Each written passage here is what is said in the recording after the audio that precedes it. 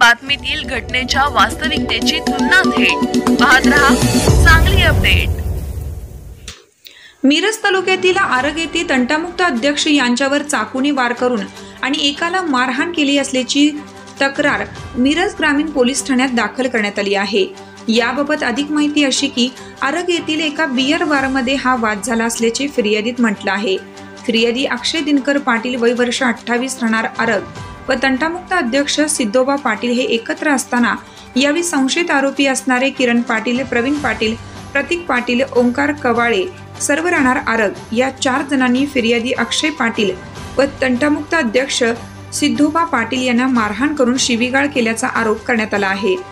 यावेळी संशयित आरोपी प्रवीण पाटील यांनी तंटामुक्त अध्यक्ष असणारे सिद्धोबा पाटील यांच्यावर चाकूने वार करून जखमी केला असल्याची फिर्याद मिरज ग्रामीण पोलीस ठाण्यात अक्षय पाटील यांनी दाखल केली आहे। या घटनेचा अधिक तपास मिरज ग्रामीण पोलीस करीत आहेत।